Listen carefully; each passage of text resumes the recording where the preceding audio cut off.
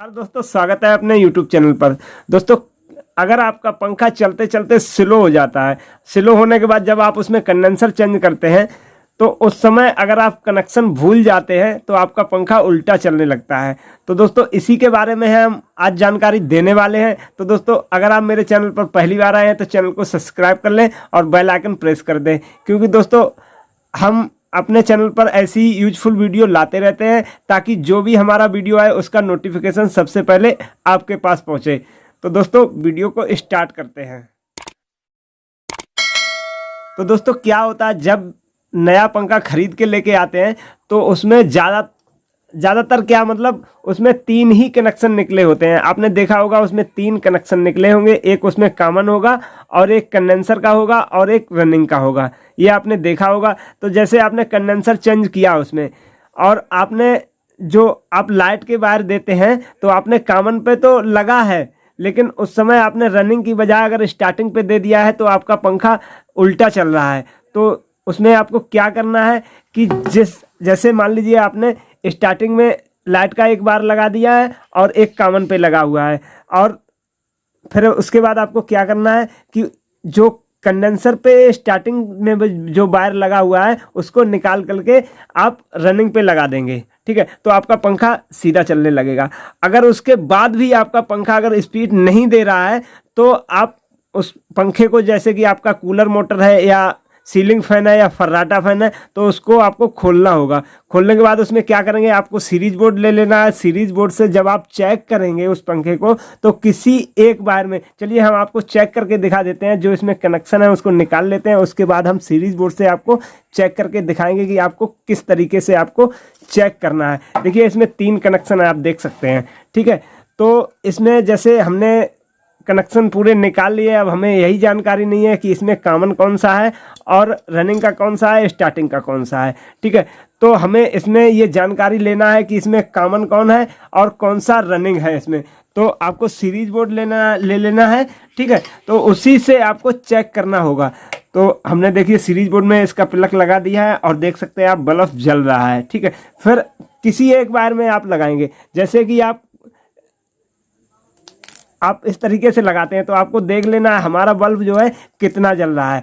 तो उसके बाद जब ऐसे कर किसी दूसरे में एक में लगाएंगे और उसके बाद जब इस तरीके से चेक करेंगे तो आपको देखना ये है कि हमने जैसे ये जो लाल वायर है इस पर लगाया है। ठीक है, तो इसमें काले में जब लगाएंगे तो बल्ब देखना है हमें कितना जल रहा है। उसके बाद जब हम सफ़ेद में लगाएंगे फिर देखना है आपको कितना जल रहा है। तो ऐसे अगर आपका बल्ब बराबर दोनों में जल रहा है तो आपको ये समझ लेना है कि जो लाल कलर का वायर है वो कॉमन है।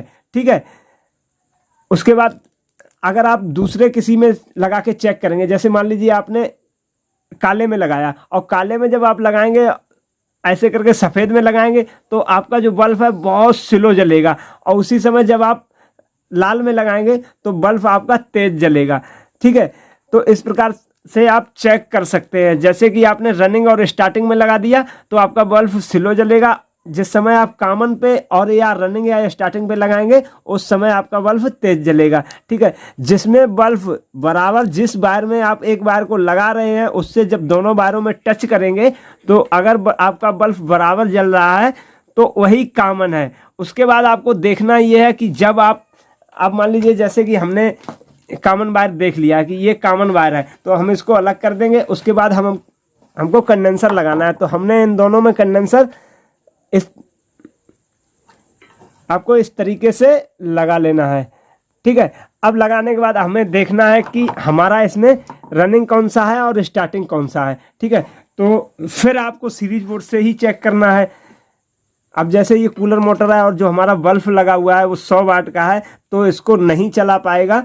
ठीक है, अगर आपके पास 200 वाट का बल्ब है फिर आपका बल्ब बढ़िया जलेगा। ठीक है, फिर आपकी मोटर को इसको चला देगा। तो हम इसे डबल पे कर लेते हैं, उसके बाद हम आपको चेक करवाते हैं। देखिए,